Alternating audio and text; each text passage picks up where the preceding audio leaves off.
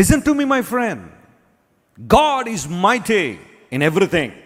ఆయన కొన్ని విషయాల్లోనే బలవంతుడు, కొన్ని విషయాల్లో పాపం బలహీనుడు అని అనడానికి లేదు.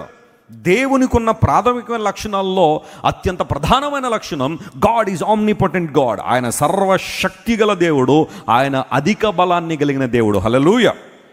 బలము తనదని దేవుడు సెలవిస్తే అది ఎన్నిసార్లు వినబడిందట? ఆయన ఒకసారి మాట్లాడితే 2 సార్లు వినబడుతున్నట్టు మనకి. అంటే ఆ మాటలో ఉన్న శక్తిని మీరు ఆలోచించే. ఏమీ లేనప్పుడు, సమస్తము శూన్యముగా ఉన్నప్పుడు శూన్యములో నుండి సమస్తాన్ని కలుగు చేసిన దేవుడు ఆయన.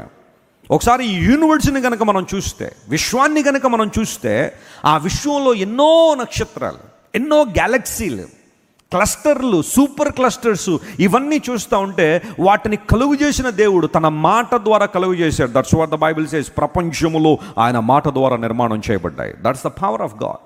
అది దేవుని శక్తి, ఆయన దేవుని బలం.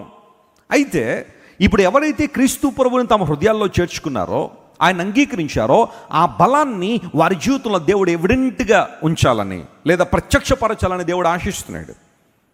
యెహోవా నా బలమా, నేనేం చేస్తున్నాను? ప్రేమిస్తున్నాడు దైవజనుడు దావీదు. 18వ కీర్తన మీరు చదివితే ఆ మాటతోనే ప్రారంభించబడుతుంది. I love you my God because you are my strength.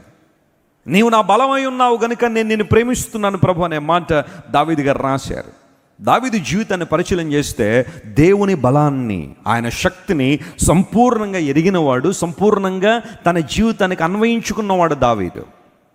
We know the history behind Goliath in the Bible, taken from 1 Samuel chapter 17. For 40 days he challenged God's people. 40 రోజులు దేవుని ప్రజలను సవాలు చేశాడు. మీలో ఎవడైనా ఒక్కడు నా మీదకి వచ్చి గెలవగలిగితే నేను మీకు దాసుని అయిపోతాను. నేను మాత్రమే కాదు, ఎంటైర్ ఫిలిస్టైన్ ఆర్మీ మీకు దాసులు అవుతారన్నట్టుగా గొలియాతు సవాలు చేశాడు. 40 రోజులు సవాలు. మీరు ఒకసారి ఊహించండి. ప్రాక్టికల్గా ఒక ప్రాబ్లం 40 రోజులు అలా కన్సిస్టెంట్గా ఉంది, మనల్ని బాధించిందంటే అది ఎంత తీవ్రమైన ఒత్తిడి మనిషికి తీసుకొస్తుందో ఆలోచించేయండి. Saul went to his place and all the brothers of David, దావీదు యొక్క సహోదరులందరూ కూడా అదే పరిస్థితిలో గొలియాతును చూడడం, అమ్మ మన వల్ల కాదులే అని వెనకకు తప్పుకోవడం. కానీ వన్ ఫైన్ డే ఎవరు వచ్చారు? దావీదు వచ్చాడు. వచ్చి అన్నాడు, ఏంటన్నా సమస్య అన్నాడు. అదిగో వాడు 40 రోజులు సవాల్ చేసేస్తున్నాడంటే ఈరోజు ఆడి పని అయిపోయింది అన్నాడు. అసలు నీ స్థితి ఏంటి? అసలు నీ స్టేచర్ ఏంటి? నీ సైజ్ ఏంటి? వాడి సైజ్ ఏంటి? నువ్వు మాట్లాడుతున్న మాటలేంటి? బహుశా మీరు నన్ను పిచ్చోళ్ళు అనుకోవచ్చు, లేదా నేను ఏదో తెలియకుండా మాట్లాడుతున్నామో, కానీ మీరందరూ గొలియాతునే చూస్తున్నారు అన్నయ్య, కానీ నేను వాడి వెనకాల ఉన్న దేవుణ్ణి చూస్తున్నాను అన్నాడు. దేవుడు నా మనస్తోత్రం కలుగును గాక. ఎందుకంటే దేవుడు ఆల్రెడీ గొలియాతును కొట్టడానికి రెడీగా ఉన్నాడు. ముందు ఒక్క నిలబడితే దేవుడు ఆ కార్యాన్ని ఫినిష్ చేయాలని చూస్తున్నాడని దావీదు నమ్మాడు. కాబట్టి దేవా వచ్చాను నీ ప్రతినిధిగా, I'm your messenger and I would like to stand for you. ఈ పని పూర్తవడానికి సీన్లో ఒకళ్ళు ఉండాలి కాబట్టి నేను నిలబడ్డా. నువ్వు చేయి, పని పూర్తి చేయి. గొలియాతును జయించడానికి దావీదులో ఉన్నది ఏంటి అంటే శారీరక బలం కాదు, ఆత్మబలం ఉంది, మానసికమైన బలం ఉంది. అందును బట్టే అంత పెద్ద శత్రువును మట్టి కరిపించగలిగాడు. మీరు ఇంటికి వెళ్ళిన తర్వాత 1 Samuel chapter 17 చదివితే దానిలో అడుగడుగున దావీదు యొక్క ధైర్యము, దావీదు యొక్క నిబ్బరము, దావీదు యొక్క స్థైర్యము, దావీదు యొక్క విశ్వాసం మనకు కనబడుతుంది. ఏంటి విశ్వాసం దావీదు దగ్గర ఉన్నది అంటే, దావీదు దగ్గర ఒక స్లింగ్ ఉంది, ఒక ఒడిసెల ఉంది. యూజువల్గా ఈ షెపర్డ్స్ ఏం చేస్తుంటారంటే ఆ ఒడిసెలను ఆయా సందర్భాల్లో వారు అరణ్యాల్లో కానీ లేదా ఆ గొర్రెలు మేపుకునేటప్పుడు ఆ ఒడిసెలను విసరడం నేర్చుకున్నాడేమో దావీదు. He had a sling in his hand, that's it. కానీ దావీదు మాట్లాడాలన్నా తెలుసా? ఇదిగో నువ్వు జీవంగల దేవుని సైన్యాన్ని తిరస్కరించావు కాబట్టి నీ తల తీస్తా అన్నాడు. స్లింగ్తో తల ఎలా తీస్తావా నువ్వు? నీ దగ్గర ఉన్న ఒడిసెలతో ఒక వ్యక్తి తల ఎలా నరగలవు? దావీదు, are you talking సెన్సిబుల్లీ?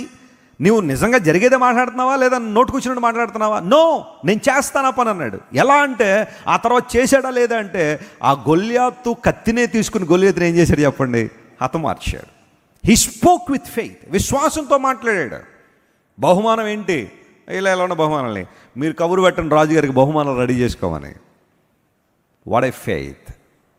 Sometimes enemy stands before you beyond your expectation. నీ ఊహకు మించి శత్రువు నీ ముందు నిలబడొచ్చు. నన్ను జయించలేవు, నన్ను నువ్వు పడగొట్టలేవు, నీ జీవితాన్ని అంతం చేసేవాడిని నేనని బహుశా ఎవరైనా నీ ముందు నిలబడి సవాలు చేయొచ్చేమో. ఆ టైంలో నువ్వు చూడాల్సింది నీ బలాన్ని కాదు, లేదా నీ శక్తిని కాదు, కానీ ఎవరి బలాన్ని? దేవుని బలాన్ని. ఆయన కదా కార్యం చేసేది, ఆయన కదా నీ పక్షాన్ని నిలబడ్డాడు. దావీదులో అడుగడుగునా దేవుని బలం మీద ఆధారపడే అంశం. ఒకసారి గొల్లియాతు సమస్య ముగిసింది అంటే సౌలు తయారయ్యాడు. సౌలు సమస్య ముగిసింది అంటే సొంత కుమారుడు అబ్షాలోం తయారయ్యాడు. ఇలా ప్రతి సందర్భంలో, ప్రతి అడుగులో కూడా దావీదును ఎవరో ఒకరు ఇబ్బంది పెట్టాలని, ప్రతికూలతలో నడిపించాలని, రెడిక్యూల్ చేయాలని, మాక్ చేయాలని, అతని హీనపరచాలని రకరకాల ప్రయత్నాలు జరిగినప్పటికీ కూడా ఇన్ ఎవ్రీ ఏరియా దావీదు ఎవరిని చూశాడంటే తనకు బలమునిచ్చే దేవుణ్ణి చూశాడు. David made God as the source of his strength. David made God as the source of his piece. తన శాంతికి, తన సమాధానానికి, తన బలానికి ఆధారంగా దేవుణ్ణి చేసుకున్నాడు. కాబట్టే దేవుడు దావీదు పక్షంగా పోరాడాడు, అద్భుతాలు జరిగాయి. ప్రియ దేవుని బిడ్డ, ఈరోజు నీ జీవితం లాంటి పరిస్థితులను, ఒక సవాల్ని ఎదుర్కొన్నావు, ప్రతికూలతను ఎదుర్కొన్నావు, నీ కుటుంబంలో కావచ్చు, నీ చుట్టూ కావచ్చు, వాతావరణం ప్రతికూలంగా ఉందా? Look an to God who is the strength of you. నీ కొరకు నిలబడే దేవుడు. ఆలోచించి యోబు, దేవుడు అధిక బలవంతుడు ఆయన. అలా అని చెప్పి ఆయన బలహీనలను తిరస్కరించేవాడు కాదు. ఆ క్రింద వచనాలు మీరు చదివితే చాలా బాగుంటుంది. చూడండి, 7వ వచనం మనం చదువుతున్నాము. అదే యోబు గ్రంథం 36వ అధ్యాయం 7వ వచనంలో ఆయనకున్న బలముతో దేవుడు ఏం చేస్తాడని ఆలోచన చేస్తే ఒక మాట పరిశుద్ధాత్మ దేవుడు చాలా స్పష్టంగా మనందరితో మాట్లాడుతున్నాడు. నీతిమంతులను ఆయన చూడకపోడు. స్తోత్రం చెప్పండి. కొన్నిసార్లు దేవుడు మమ్మల్ని చూడడం లేదేమో. ఈ కష్టంలో మమ్మల్ని ఎందుకు దేవుడు నిలబెట్టాడు, ఈ పరిస్థితుల్లో ఎందుకు మమ్మల్ని నిలబెట్టాడు, ఈ తుఫాను లాంటి అనుభవంలో దేవుడు మమ్మల్ని ఎందుకు నిలబెట్టాడని అనుకుంటాం. కానీ లేఖనం సెలవిస్తూ ఉంది, నీతిమంతులను ఆయన చూడకపోడు. అంటే అర్థం ఏంటి? ఆయన చూస్తూ ఉన్నాడని. ఆ తర్వాత ఏమన్నాడు? సింహాసనం మీద కూర్చుండు రాజులతో ఆయన వారిని నిత్యము కూర్చుండబెట్టును. అప్పుడప్పుడు కూర్చుండబెడతానన్నాడు. అక్కడ అప్పుడప్పుడు అని ఉందా? నిత్యము అని ఉందా? నిత్యము కూర్చుండబెట్టే దేవుడు. దేవుని స్తోత్రం చెప్దాం. హల్లెలూయా. సింహాసనం మీద కూర్చుండే రాజులతో దేవుడు నీకు నాకు సహవాసాన్ని ఇస్తాడట, పాలు పంపులు ఇస్తాడు. కారణం ఏంటో తెలుసా? ఆయన నీ నీతిని, నీ యథార్థతను దేవుడు చూసే దేవుడు. ఆయన నీతిమంతులను ఆయన చూడకపోడు. ఆయన దృష్టి వారి మీద ఉంది ఖచ్చితంగా. రాజులతో వారిని కూర్చుండబెడతాడని.